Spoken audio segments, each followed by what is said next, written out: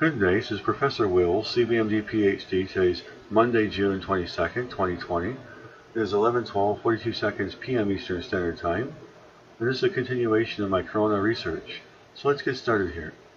A little something I wrote. Well, it has been an interesting weekend. The world is going through a tremendous crisis, thusly I continue to research. As I pay less attention to the negative media and pay more detailed attention to positive solutions, our world is slowly deteriorating, and myself continue to stay strong and overcome these major life barriers. Throughout my assessments, I realize and come to the conclusions that our world crisis and the roadblocks ahead are just scratching the surface, meaning a beginning of a new world and order. Take note that I'm all about gathering information before I make the obvious typical conclusions or educated guesses. Let me begin with some of my research papers. I'm reading from open source resources. Hamsters develop protective immunity to COVID-19 and are protected by convalescent sera. Date June 22, 2020. Source University of Wisconsin Medicine. Summary. In an animal model for COVID-19 that shares important features of human disease, scientists show that prior infection with the SARS-CoV-2 virus provides protection against reinfection, and treatment with convalescent serum limits virus replication in their lungs. Syrian hamsters found as pets have served critical roles in understanding human infectious disease for decades. The National Academy of Sciences demonstrates they are also a useful small animal model for researchers trying to understand SARS-CoV-2 and evaluating vaccines, treatments, and drugs against the diseases it causes. Hamsters are good models for human influenza and SARS-CoV. This is why we decided to study them with COVID-19. We wanted to see if the disease course is similar to humans in these animals from beginning to end. Researchers also showed Syrian hamsters to be a good model for COVID-19 related research. In that study, the hamsters lost weight because lethargic and developed other outward signs of illness. A research group extended this work further, demonstrating that both low and high doses of the virus from patient samples collected in the US and Japan replicate well in the airways of juvenile hamsters 1 month old and adults 7 to 8 months old. The virus can also infect both the upper and lower respiratory tracts. The research team also showed that SARS-CoV-2 causes severe disease in the lungs of infected animals. This includes lesions in the kind of ground glass appearance often found in lungs in human patients. Scans also revealed a region of gas in the cavity surrounding the hamster's lungs, indicating severe lung damage. Researchers observed the most severe effects within 8 days after infection, and improvement by 10 days. Hamsters infected with SARS-CoV-2 share CT imaging characteristics with human COVID-19 disease. By day 10 following infection, the researchers no longer detected virus in the organs of most of the hamsters, but lung damage persisted for 14 days in the majority of the animals, and for at least 20 days in most of those infected with a high dose. Overall, the researchers were able to detect virus in all of the respiratory organs of the infected hamsters within 6 days of infection, and also from samples collected from their brains, though these also contain portions of the olfactory bulb, which is involved in smell and may have been the source of virus in these samples. The initial dose of the virus did not affect how much of the virus researchers ultimately found in the hamster's organs. The researchers also looked for but did not detect virus in the kidneys, the small intestine, the colon, or in blood, to determine whether hamsters developed antibodies against SARS-CoV-2 that protected them from reinfection. The researchers administered another round of the virus to a number of the same animals about 3 weeks following initial infection, and were unable to detect virus in their respiratory tracts. They did find virus in the airways of control animals not previously infected. The animals all possess antibodies and did not get sick again, but we still can't say how long this protection lasts. A clinical trial to examine whether the antibody-bearing component of blood, the plasma or sera, from recovered COVID-19 patients could be given to sick patients to assist in their recovery. While convalescent plasma has been used in other disease outbreaks, it remains poorly understood as a treatment. A research team extracted convalescent sera from previously sick hamsters and then pooled it together. They infected new hamsters with SARS-CoV-2 and then gave them this antibody-laden sera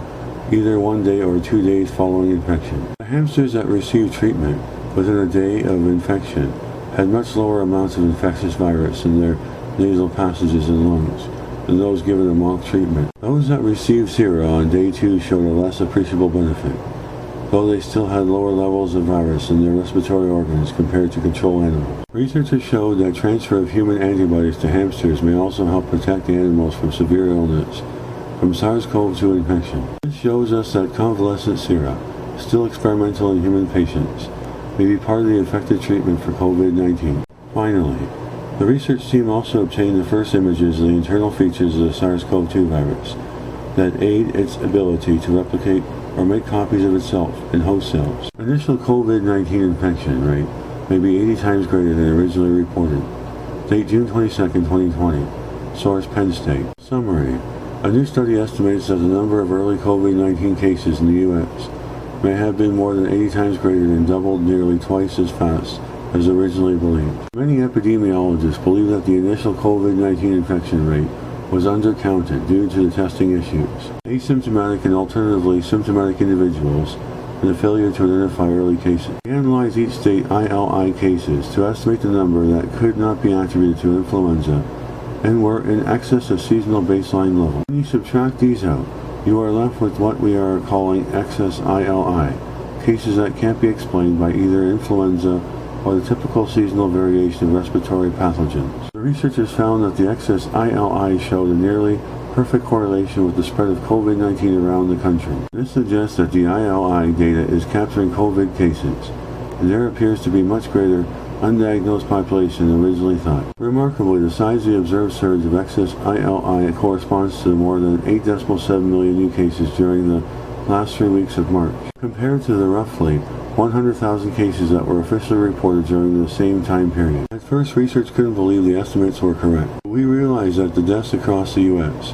had been doubling every 3 days, and that our estimate that the infection rate was consistent with 3-day doubling since the first observed case was reported in Washington State on January 15th. The researchers also used this process to estimate infection rates for each state, noting that the states showing higher per capita rates of infection also had higher per capita rates of a surge in excess ILI. Their estimates showed rates much higher than initially reported, but closer to those found once states began completing antibody testing. In New York, for example, the researchers' model suggested that at least 9% of the state's entire population was infected by the end of March. After the state conducted antibody testing on 3,000 residents, they found 13.9% infection rate, or 2.7 million New Yorkers. Excess ILI appears to have peaked in mid-March.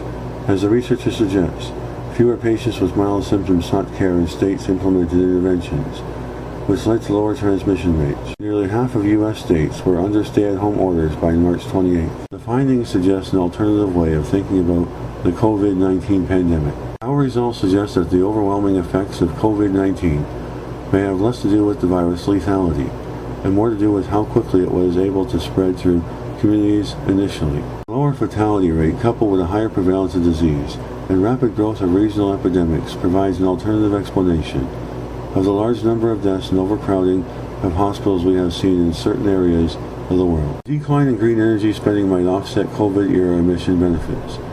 Green energy investments have come to a halt during global crisis. Date June 22, 2020. Source Yale School of Forestry and Environmental Studies. Summary.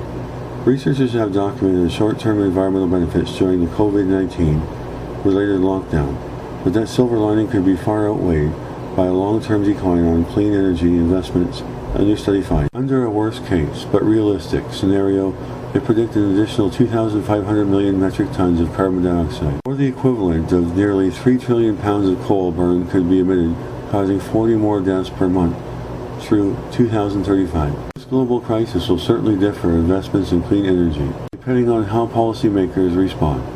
The consequences for human health from this different investment could far exceed the short-term environmental benefits that we have seen so far. Those short-term benefits have been substantial consumption for jet fuel and gasoline, for example, declined by 50 and 30% respectively from early March to June 7th, while electricity demand fell by 10%. These impacts saved an estimated 200 lives per month since the lockdowns began. However, there's also been another subtler outcome. Most investment in clean energy technologies has come to a halt. Overall clean energy jobs dropped by almost 600,000 by the end of April, as investments in energy efficiency and renewable generation have plummeted. If that were to continue, it could significantly set back the push toward a clean energy future. In addition, tighter state and local budgets over the next few years will likely deflate much of the investment in clean energy options. Even if green energy investments stall for just a single year, the authors calculate it would outweigh any emissions reductions that occurred from March to June. However, while the uncertainty of this crisis poses potentially enormous threats, it also presents an opportunity. If federal governments produce large stimulus packages to strengthen the economy, even modest investments in clean energy technologies would pay long-term dividends. Including a green component in those stimulus packages would be an investment in the future, but it also has short-term benefits. Look back at analysis of the clean energy investments that were part of the American Recovery and Reinvestment Act of 2009, which promoted new energy infrastructure, smart meters, and other new technologies, and it made a big difference. So it really is very much in the hands of policymakers whether green energy is held back or accelerated by this crisis. Good day, this is Professor Will, CVMD PhD, on infectious disease, molecular microbiology, and pathophysiology. I hope you enjoyed listening. Until next time, have a great day.